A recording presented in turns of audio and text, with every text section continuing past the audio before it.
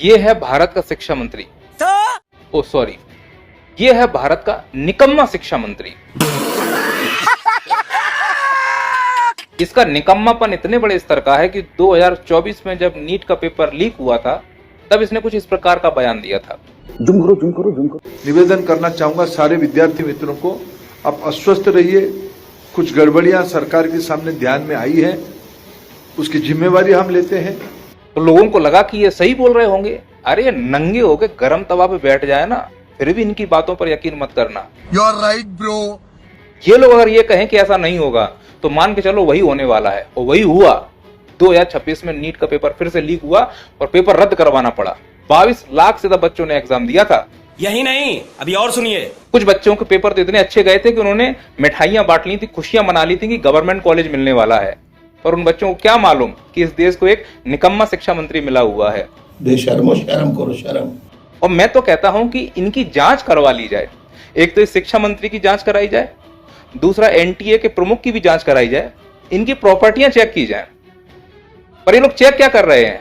Exam में entry करने से पहले बच्चों के बटन चेक कर रहे हैं, बच्चों के बाल चेक कर रहे हैं, कपड़े चेक कर रहे हैं, धागा काट रहे हैं। देख रहा है विनोद। पारदर्शी बोतल ले जानी है पानी के लिए, ऐसे चेकिंग करवा रहे हो जैसे तुम नासा ग्रह में भेजने वाले हो। सबरी चेकिंग कर ली बच्चों की।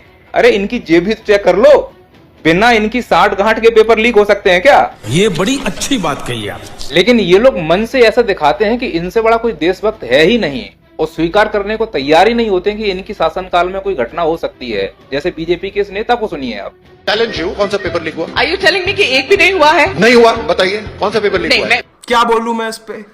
कैसे चीख चीख के बोल रहा है पेपर लीक नहीं हुआ है। हकीकत यह है कि 7 साल में 89 पेपर लीक हुए हैं, 3 करोड़ छात्र प्रभावित हुए हैं। पर इन लोगों को फर्क पड़े तब तो। बेशरम है ये नंबर 1 के। आप कुछ भी बोलो, ये नहीं सुनने वाला। इस सज्जन को क्या तकलीफ है भाई? क्या तकलीफ है इनको? सुनिए नरेंद्र, करिए सरेंडर, खाते हैं तो पचता नहीं। ईंधन दूध क्यों महंगा कर दिए, कमाते हैं तो बचता नहीं। इतना गिरा हुआ कभी फील ना हुआ, जितना लुढ़कता गया रुपया।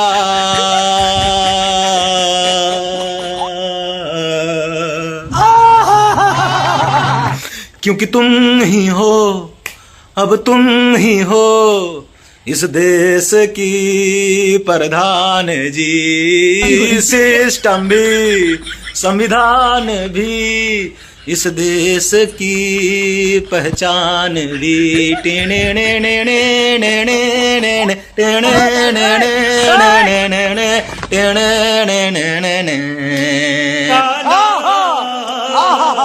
तुम्हारा दोस्त भूरा बाल वाला ट्रम्प एप्स्टीन फाइल का लीड हीरो था।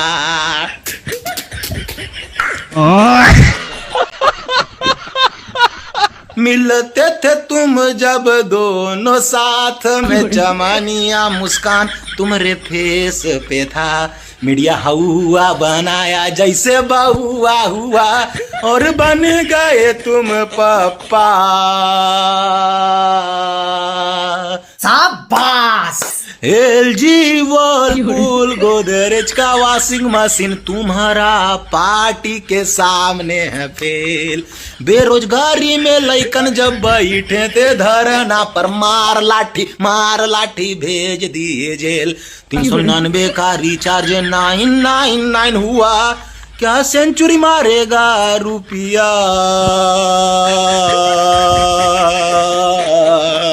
क्या बात है सर, क्या बात है सर, क्या बात, ये बात है। जयपुर में साइकिल से पेट्रोलिंग हो रही, बताइए। कोई चोर आएगा, वो बाइक से किसी के साथ छेड़खानी करके या गले का हार किसी महिला का छीन के भागता रहेगा। हमारे जयपुर वाले साइकिल से बेचारे पीछा करेंगे, साइकिल से। है जी, मजाक। कोई गुंडा आएगा, हत्या करके चला जाएगा तो वो साइकिल से, क्योंकि मोदी जी को खुश करना, हम साइकिल से दौड़ा रहे थे साहब। ऐसे ही चलता रहा तो इस देश को विश्व गुरु से गुरु घंटाल बनने में ज्यादा टाइम नहीं लगेगा। कहने रहे वो तो हत्या करके चला गया बाइक से, कहने साहब हम साइकिल से पीछा किए थे, निकल गया, भाग गया, क्या करें? आपने कहा था तेल इस्तेमाल न करना था, हमने नहीं किया। अरे ऐसे तमाशा बना दिया आपने एक अपील कर दी। अब इसको भी देशभक्ति से जोड़, हर चीज को देशभक्ति से जोड़कर मूर्ख बनाने का काम चल रहा है देश। ये बिक गई है गवर्नमेंट, अब गवर्नमेंट में कुछ नहीं है। मेरा कहना ये है कि अभी हाल ही में हमारे देश में 5 राज्यों में चुनाव हुए। उस टाइम पे तो खूब जेट आए, एरोप्लेन आए, सब कुछ हुआ, पर चुनाव शपथ के 2 दिन बाद ऐसा क्या हो गया? हाँ, मेरा सवाल ये है कि 1965 में जब भुखमरी आई तब लाल बहादुर शास्त्री जी ने खुद पहले अन्न छोड़ा, हफ्ते में 1 दिन खाना छोड़ा, उसके बाद उन्होंने लोगों से अपील करी। आज जब मतलब मोदी जी ने जब 7 अपीलें की, उसमें से एक अपील थी कि हमें विदेश जाना कम करना चाहिए। आज सुबह ही वो विदेश निकल गए। लग रहा है वो घूमने गए हैं। वाह दीदी, वाह दीदी। नहीं दीदी, वाह दीदी। घूमने नहीं गए, लेकिन आपको लग रहा है वो घूमने गए? लेकिन जली ना, तेरी भी जली ना। घूमने गए। लेकिन उन्होंने एक चीज और कही थी कि मैं आपसे पूछ रही हूँ। नहीं, वो उनका काम है। तो फिर दलाल दलाल दलाल। और वो यूएई गए हैं, वहां पर वो मीटिंग करके 3 घंटे में अगले देश चले गए। एंड दैट्स हाउ ये बिक गया है मीडिया, राइट? बेरोजगारों को कॉकरोच वो बोल रहा है जो खुद दीमक है। असली दीमक तो यही लोग है ना, देश को खा रहे हैं। ये बड़ी अच्छी बात कही आप। बड़े आए, एक आलोचना इनसे सही नहीं जाती, जुडिशरी वाले चैप्टर फट से हटवा दिया और बोल रहे कॉकरोच। अरे तुम जैसे लोग वहां तब जाते हो जब कॉलेजियम सिस्टम एग्जिस्ट करता है। राज्यसभा में सीट कंफर्म हो गई होगी तो सोच रहे थोड़ी राजनीति शुरू कर दूं। और बाय द वे ये कॉकरोच कैसे बने हैं? हाँ, तुम जैसे लोगों ने देश को गटर बना दिया तभी तो ना। असली कॉकरोच तो धर्मेंद्र प्रधान है, जो इतनी बेइज्जती होने के बावजूद भी सीट से चिपका हुआ है। लाखों बच्चों का भविष्य खतरे में आ जा चलेगा, लेकिन इस बंदे का भविष्य कतई खतरे में नहीं आना चाहिए। अब कह रहा है कि नीट जो है ऑनलाइन करवाऊंगा। अच्छा, ताकि और पता ही ना चले। ऑफलाइन में तो कम से कम पता चल गया, बल्कि 2024 में जो एनटीए का हेड था उसका प्रमोशन कर दिया। क्या बोलूं मैं इस पे, क्या बोलूं क्या अब मैं इस पे?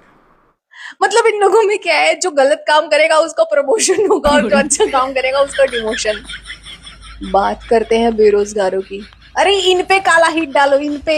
ये है असली कॉकरोच। और सबसे बड़ा कॉकरोच तो विदेशी यात्रा पे चल दिया। दूसरों को ज्ञान दे दिया, पेट्रोल बचाओ, सोना बचाओ, फॉरेन मत जाओ, और खुद चल दिया। नहीं, खुद सोचा होगा तुम लोग ये पालन करते रहो तब तक मैं विदेश होके आता हूँ। सीजीआई साहब, दूध का दाम बढ़ गया है, पेट्रोल डीजल का दाम बढ़ गया है। प्रधानमंत्री ने ऑलरेडी बोल दिया कि ये सब चीजें, सोना चांदी, ये सब चीजें मत खरीदो। वो कॉकरोच नहीं है, देश को डुबो रहे हैं। कॉकरोच वो है जो तुमसे सवाल कर रहा है। बिहार में अपाइज को स्वास्थ्य मंत्री बना दिया, वो तो बहुत अच्छा काम किया, उसको कॉकरोच नहीं बोलोगे? नहीं।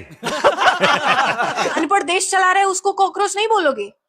लेकिन अगर बेरोजगार है तो उसको कॉकरोच बोल रहे हो। अगर एग्जाम हो जाए ना तो वही कॉकरोच तुमसे भी आगे निकल जाएगा, और जो सो कॉल्ड देश पे कब्जा करके रखे ना तो फेल ही हो जाएंगे वो। बड़े आए।